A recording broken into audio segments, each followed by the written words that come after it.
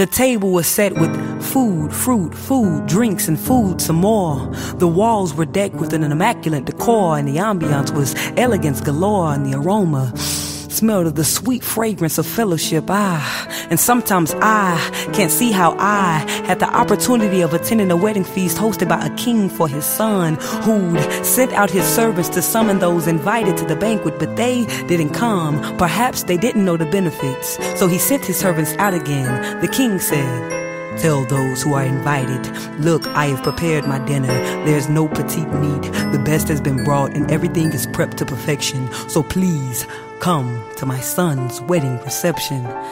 But they paid no attention. In fact, some were so indifferent. Voices from the crowd yelled aloud, I have to tend to my farm. The other, I have to tend to my business. Then some from the crowd were just pretentious and evil for God knows what. They seized his servants and took them in cold blood. They literally killed the messenger. So the rest of us sat silently in our seats as those servants saluted their host, reporting back with the news of how that crowd had done the most. It's safe to say that although they didn't attend the feast, they had the toast, because the king put out a decree. Burn down the city. I have no pity for the fool who disrespects me, my son, and my summons as such. And as much as it hurts to admit, those who I originally invited were not worthy. So please, go back out into the street and bid everyone to come. Extend the invitation to all. We must fill this wedding hall for my son, because there will be a celebration. So some servants went without hesitation to the people, this time receiving a different outcome. Voices from the crowd yelled aloud, "Yeah, I'll come." And another, "Yeah, I'll come." Even the kids too, when asked who'd like to join, they said, "I do." And so they all came. And we just about danced the night away to much melodious music. But this magical moment was interrupted by a man spotted by the king not wearing the wedding garments. These wedding garments, the badge for homage, represents the joy in one's heart for the occasion. So to not wear one was simply dishonor. The king was probably thinking, I come out to meet my guest, and I'm insulted by this mess. But he asked him nicely, "How did you get in here without wedding clothes, friend?" And the man had no amends. He stood there, speechless. Pardon my interruption to this story, but how do you not have an answer for the actions when you're being asked by the king?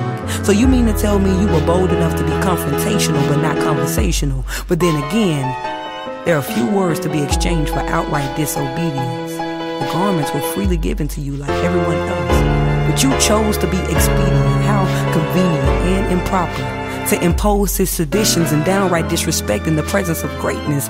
How do you show your hind in front of your highness? Maybe it was the messenger's mistake. Maybe they didn't relay the whole truth. They just told him, "This invitation is for you to come freely as you are." And yes, this is true, but here's where the petition should change. It should read, "Come as you are, but you can't stay as you came." But back to what I was saying. "Invite them," said the king. "I'm coming," said the crowd. "I'm grateful to be here," said the comer. "But I'm not changing," said the coward. He could have at least confessed his pride and suggested his pity. This wasn't pretty. The room stood still like a city on a hill made with alloy iron and carbon steel. Like images, I can still picture the atmosphere charged with the idea that the coward knew, and the sense that he had no valid excuse. There was nothing left for the king to do. So he said, "Tie him hand and foot and throw him out into the darkness."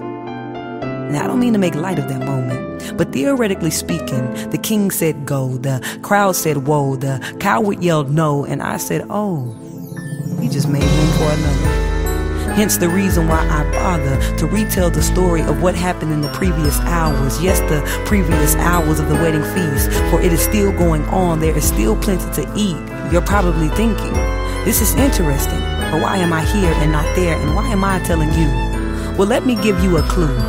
I am a messenger, commissioned to go gather the group who missed the first, second, and third call.